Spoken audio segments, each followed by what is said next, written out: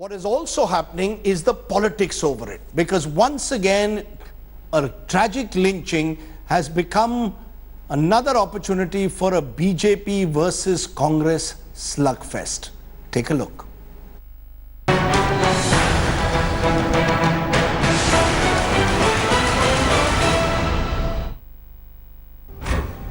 This is Modi's brutal new India, where humanity is replaced with hatred and people are crushed and left to die.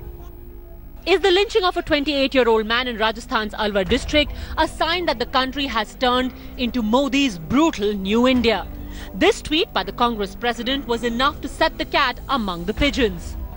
आज जो एक माहौल हमारा बना हुआ है, भावना का जो माहौल बना है, उसको बिगाड़ने के लिए सब किया जा रहा है और इसके अंदर पुलिस प्रशासन और सरकार का इसके अंदर हाथ है. Government is taking important steps and we are constantly in touch with the state governments so that no leniency in terms of action by the state authority is there in any case.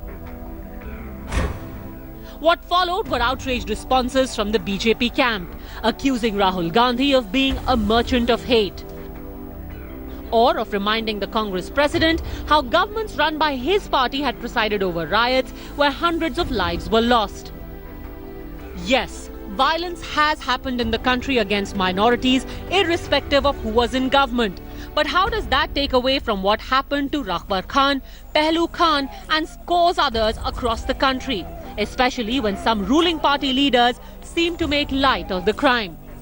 जैसे जैसे Modi ji popular होते जाएंगे, ऐसे ऐसे कुछ घटनाएं इस देश में आती रहेगी. अगर जब तक गौ हत्या के प्रति हम कानून पारित नहीं करेंगे, ऐसी हिंसाएं तो होती रहेगी. So the questions arise. Is beef vigilantism a sign of a brutal new India? Does this violence have state patronage? Is it being stoked with elections in mind? Or is the random mob violence being used to brand the entire country as a brutal republic, as a part of vulture politics? With Devankur Vadhavan in Alwar, Bureau Report, India Today. Let me raise some big questions tonight. Have Gau Raksha killings become the new normal in BJP ruled states? Are the police soft on Gau Rakshaks due to political patronage? Who is to blame for these murders? Modi government at the center or the states and the police there? Is the Congress engaging in fear mongering among minorities ahead of elections? Can the lynchings here be equated to political murders or the 1984 riots as the BJP claims? Just some of the questions we'll raise tonight. Sachin Pilot, the president of the Rajasthan Congress, is with us. Amit Malviya, the head of the BJP's social media cell, is with us. Harsh Mandar, Director, Center for Equity Studies, who's been going across the country documenting these lynchings, is with us. And Vikram Singh, former DGP, Uttar Pradesh, is with us. Sachin Pilot, you tell us, who do you hold responsible today for what has happened in Alwar? Is the Vasundhara Raje government responsible, or should Narendra Modi's government be held responsible? Rahul Gandhi is targeting Modi in Delhi while you target Vasundhara Raje. Isn't law and order a state subject? Doesn't the buck stop with the Rajasthan government and the Rajasthan police? Or is Mr. Modi responsible every time there's a lynching in a BJP ruled state?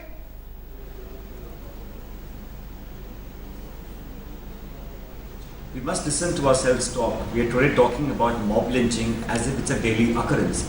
It's happened so fast and with increased frequency that it's become the new normal in this country. Is that acceptable? Let's step aside BJP and Congress and government and opposition. But do we want to live in a society where people are delivering justice on suspicion?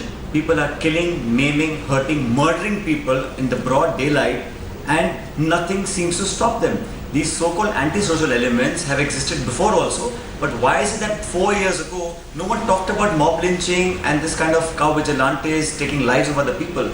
The people who are running the government in Rajasthan and those in Delhi are from the same color. No one is willing to take responsibility for the safety of its citizens.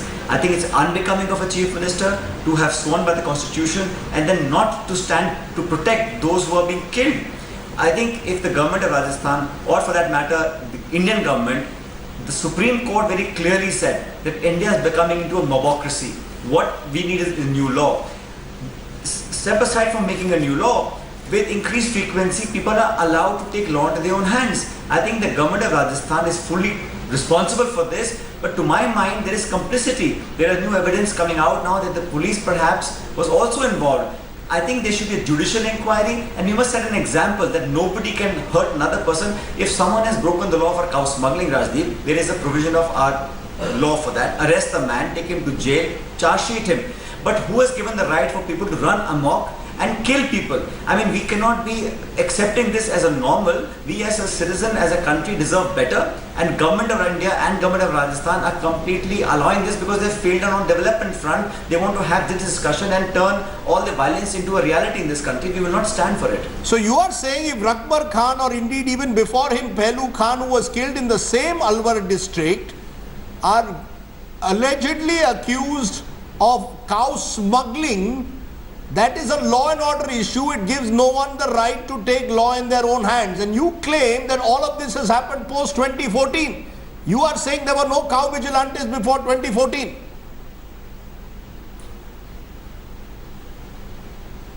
I didn't hear of cow vigilantes before 2014. I never heard of mob lynching before 2014. I didn't hear of ministers in government of India saying that the more the PM becomes popular, the more mob lynching will happen. I didn't see ministers garlanding convicted people who are involved in mob lynching. So we're running a culture in this country of fear, of violence, of having altercations, and this is not healthy for our country. You know, elections will come and go, Rajdeep, but do we want to have our kids grow up in a society where killing somebody else in broad daylight is acceptable?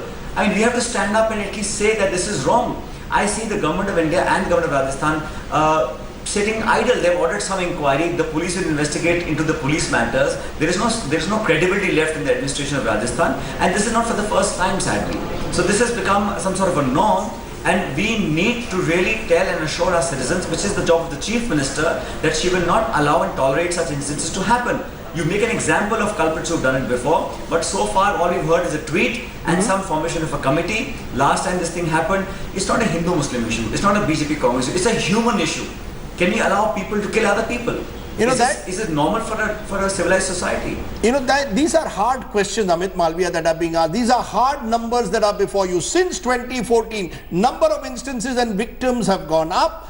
Muslims are the main target of these victims, even though he says it's not a Hindu-Muslim issue. Sachin Pilot, the fact is it is at one level. And the fact is your ministers defend it. Some say it is because Mr. Modi's popularity. How can you defend the indefensible? Even if they were cow smugglers, for God's sake, I mean, that can be no reason to kill. Well, Rajdeep, you know, the Congress probably never heard of cow vigilantism and related violence before 2014 because they were drunk on power. They were busy looting the exchequer.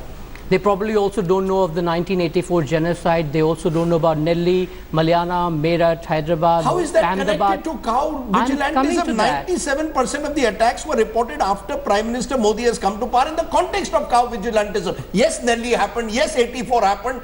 But how does it link to what is happening today? Today you are in power in Rajasthan, you are in power in Delhi. Absolutely. So let me just finish. Yes. If you keep interjecting me, I can't make my point. The fact is that nobody can accept violence in a civilized society like ours, and it doesn't matter whether it happens in a BJP ruled states, whether the victim is a Muslim or a Hindu. The fact is we must all stand up against any kind of violence. But what I see, and particularly since 2014, that there is an attempt to forge a narrative which will paint the central government in poor light, whether it is minorities, whether it is Dalits, or whether it is cow vigilantism. There is a flavor of the season, and that's pushed up. That's not to say that I justify any of this stuff.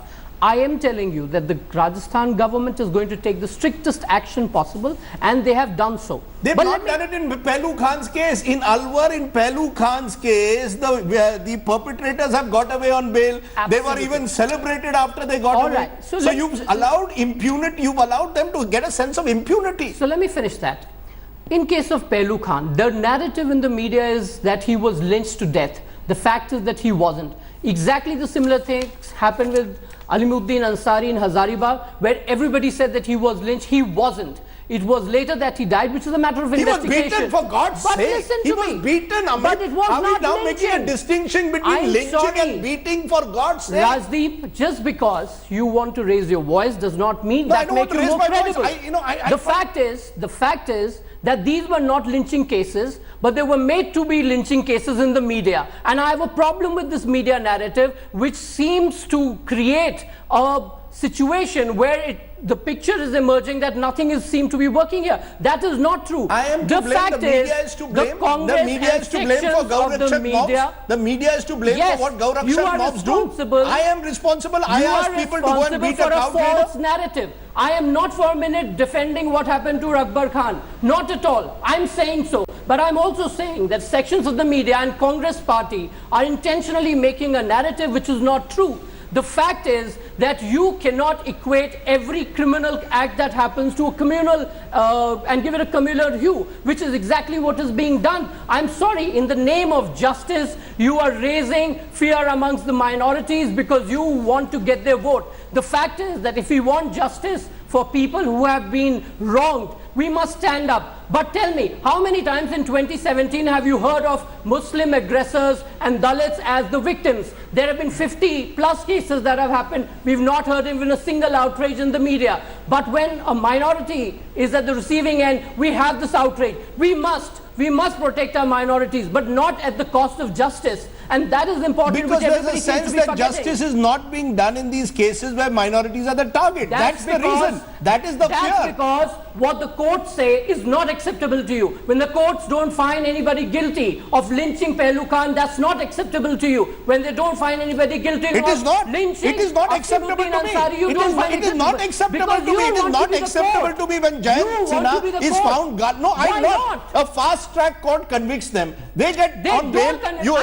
The fast track court did convict them in Jharkhand. I'm sorry. Pehlu Khan's killers have got away. The court said, no one killed Pehlu Khan. I am telling you. Are we saying no one killed Pehlu Khan? Will you listen to me? The court in the Hazaribagh case very clearly said that no evidence was found against those who were put across. The fact is, you cannot hang somebody just because you believe that they were there and they should be made guilty. So no one killed Alimuddin Ansari? No, that's a matter of investigation, but that's not lynching, that's not mobocracy, and it definitely has no political hue to it. Okay. There is no politics behind it. The kind of narrative that is being pushed has an element of siyasat. It smacks of politics. Okay, and that is something we have to realize and accept. Okay. Before I go to my other guests, Sachin Pilot, you should respond to that, because here we have Amit Malviya saying this is all politics, that somewhere the narrative is being spun that only Muslims are the target. He says when Dalits are the aggressors or Muslims are the aggressors, the media doesn't report. Dalits is not the aggressor. The Muslims are the aggressor. They target Dalits. Okay, when you say Muslims are the aggressors, it doesn't get highlighted. Only cases like these get highlighted where the Muslims are the victims, and this is a narrative that suits the Congress. How do you respond to what you're hearing at the moment from Amit Malviya?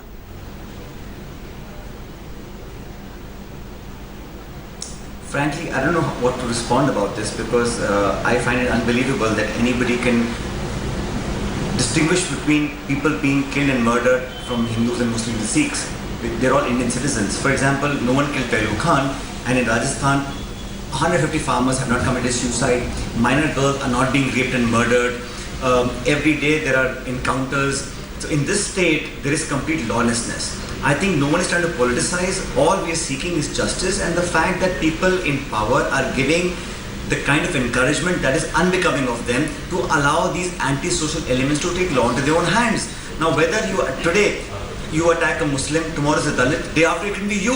Who's going to stop this mob? When this mob gets out on the streets and patronage from the powers that be, there is no telling where it will stop.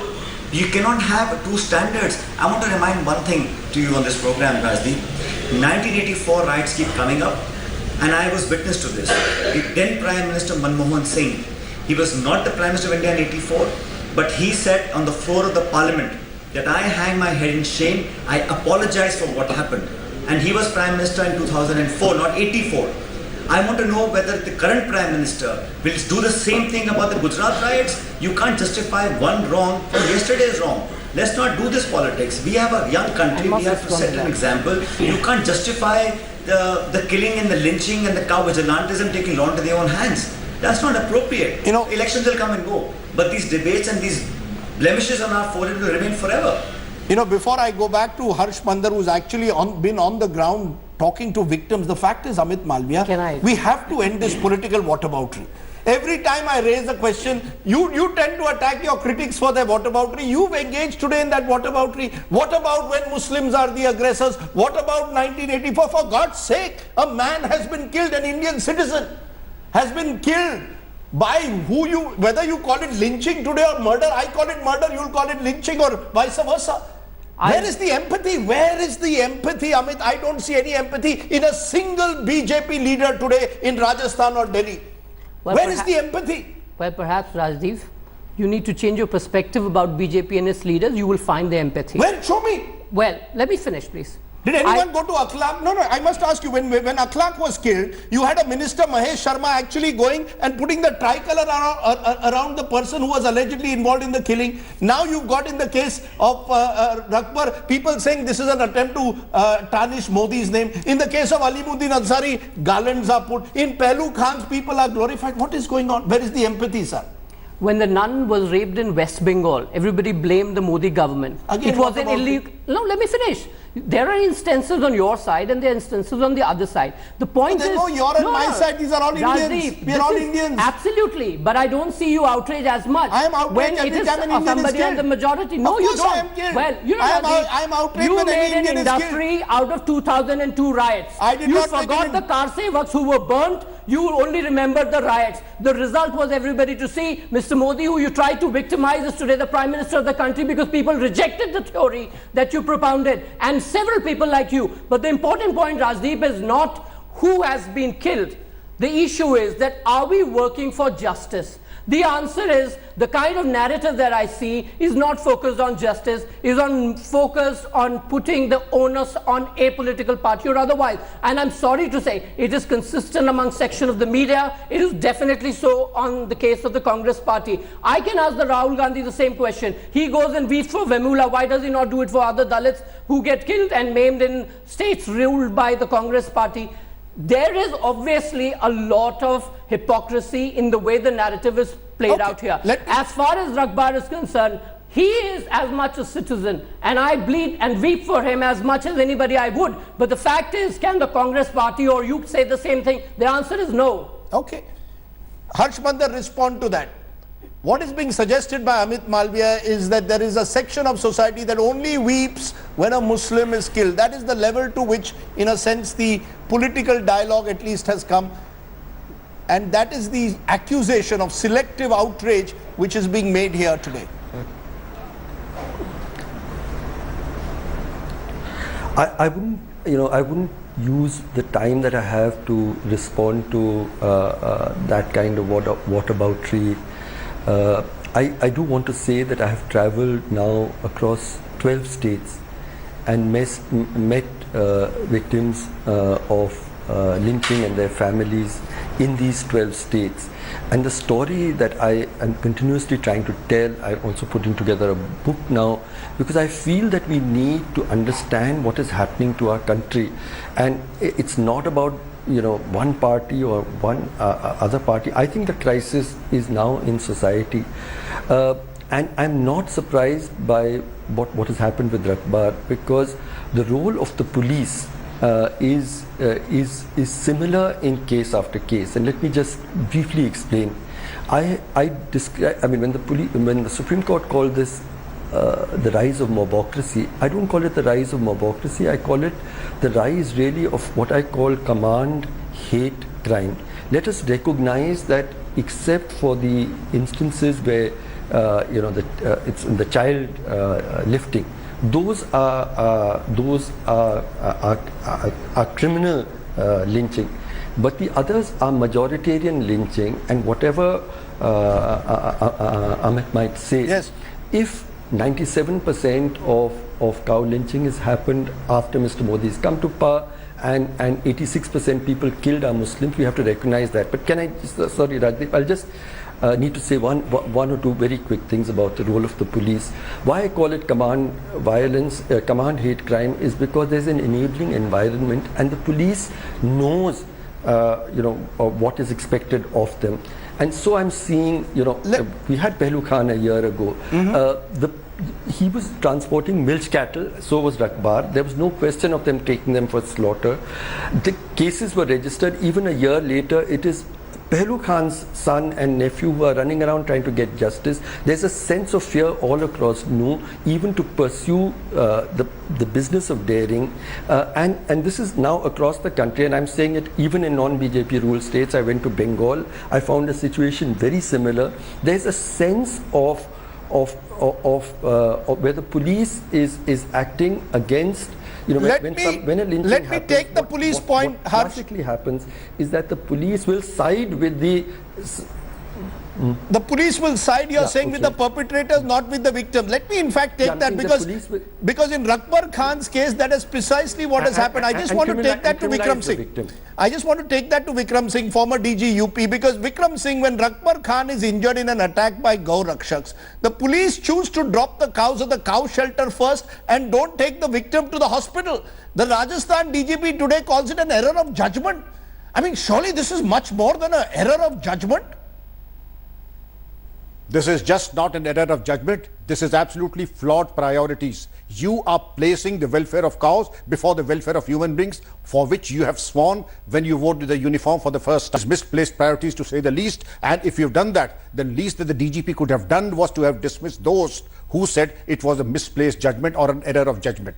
Now you have a person taking him to hospital after a delay of 3 hours. Is it an error of judgment? You have lost a life, and therefore you should pay accordingly. Place priorities, or is there a sense, Vikram Singh, that at the local level the constabulary is partial towards the Gau Rakshak, that the Gau Rakshaks have a political patronage and therefore there is a license in a way to act against a particular community? Mr. Rajdeep, please understand that the police department is one department that runs on signals. When you go and felicitate and garland the perpetrators of the crime, when you go and meet the criminals in jail, you send a very clear signal that the powers that be are on the side of the accused. Pehlu Khan case went by default, and here also I would see that the police gets the signal loud and clear that to be on the side of the vigilante and not on the side of the victims. Then that the police system has been compromised, can we just blame the politicians, or is there something seriously wrong with our police force which will take a victim to the hospital only after they take the cows to the shelter? Is there a deep communalization of the police force in a state like Rajasthan?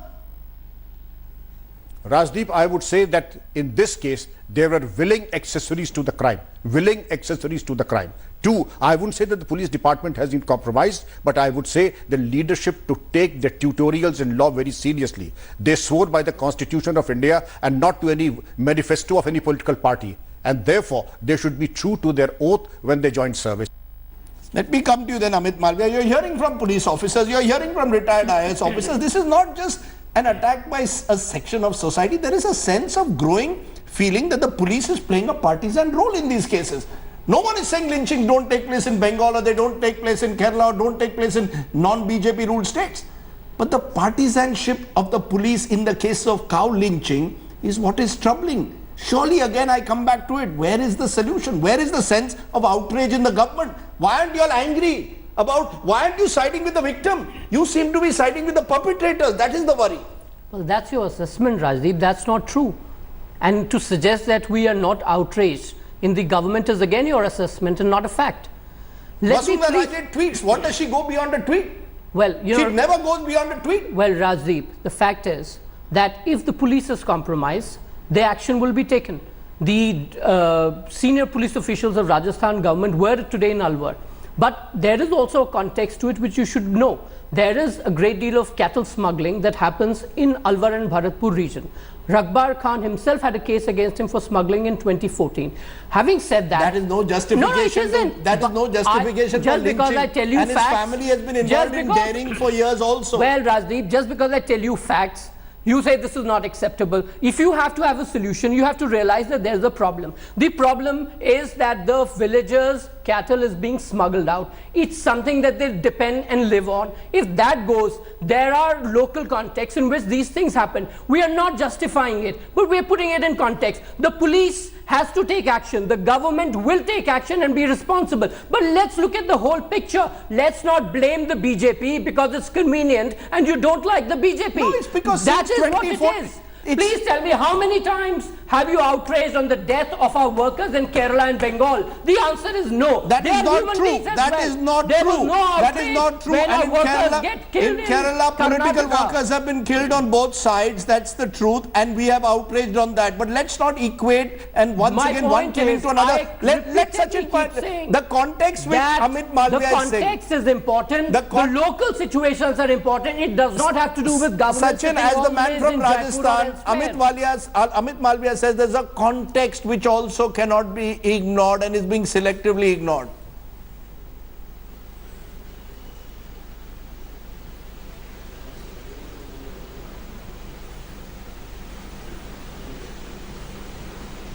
Mr. Pilot, can you hear me? Can you hear me, Sachin?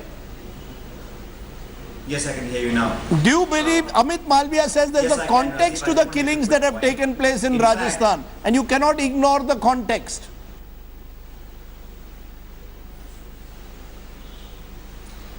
What context? I mean, I fail to understand. In fact, it's a lot more convenient for me to charge Vasundhara ji and our government for incompetence, for corruption, for all the things that they don't do. It's in fact more inconvenient for us to talk about the things that they want to talk about, which is polarizing our society, spreading venom and poison and atrocities against individuals. This sort of lawlessness is far more important than the functioning and the running of a government. The government has collapsed. There are certain pressures, I'm sure, that the Chief Minister is under or is making her police work under. When the policemen itself are under a lot of question, today all newspapers have reported that there was not an error of judgment, but there was a willingness to kind of allow these things to perpetrate. My question to Vasundhara ji and our government and to the BJP leadership is that why must you distinguish between people who are taking law into their own hands? I'm saying to you, anybody in the BJP, anyone breaks the law, please take action. There is a judiciary, there is the court, there is the police. You don't need these uncontrollable mobs to go out in the streets and start killing people. This is not the kind of India that we deserve. This is the 21st century. Forget the context. There is no context of a murder. No matter what the crime is, even a terrorist is taken into custody and charge sheeted, and then the courts give them sentence. Who are these mobs to deliver justice like this? It's not about Hindu and Muslim. They're all Indian citizens. We have a right to live in security. Is the Chief Minister enough by tweeting about certain things? Delivering of justice? There is no justice, I can tell you today. If the government has its way, in a few weeks' time, when this story is not in the headlines, all the culprits will be walking away free, or in some concession they'll be getting. The problem is that there is no political will. The police will work only when the Chief Minister directs them to do. And as I'm saying it very clearly, there is a political willingness to allow these things to fester as elections approach. It suits them politically to divide society and garner votes. But I can tell you, people today are smart enough, they will see through it. They will not allow this to happen, and we in the Congress party will oppose everything wrong that they do, including allowing these mobs to take over our society. I'm going to leave it there. We've heard both sides, and I think at some stage the time comes when a person has been killed in such a tragic manner to say time out. Thank you all very much for joining us on my show tonight. My take at the moment. The tragic killing of Rakbar Khan in Alwar district seems to fit in with an all too familiar and deeply disturbing pattern in BJP-ruled states like Rajasthan. A cow trader belonging to the minority community is attacked by self-styled Gau Rakshaks. By the time the police reaches the spot, it's usually too late. Then the Rajasthan Chief Minister promises stern action through a tweet, even as the local politicians rationalize the violence, claiming that the individual is involved in cattle smuggling. In the last scene, the murderers are let off on bail, while the victim's family lives in permanent fear. Worse, we now have senior ruling party politicians engaging in the worst kind of whataboutery by questioning where was the Congress during the 1984 anti-Sikh riots. For God's sake, what kind of cruel narrative is being played out here? To raise one voice for a victim of a mob lynching today cannot be equated with a horrific event 3 decades ago. For the last time, this is not about BJP versus Congress. This is about the abject failure of a compromised Indian state to protect its citizens. Even if the victims are cow smugglers in some cases, no one has the right to take the law into their own hands. Truth is, this is about religious hatred being pushed by a vicious propaganda that ends up justifying the violence. Hatred and impunity, my friends, are a deadly combination that have created a crazed mobocracy that should make every right-thinking Indian hang their heads in shame today. This is not a new India, but a brutal, medieval Indian mindset. Thanks for watching the video. For more such news and updates, please like, share and subscribe to India Today. Also check out our other great videos from our channel. We know you will love to.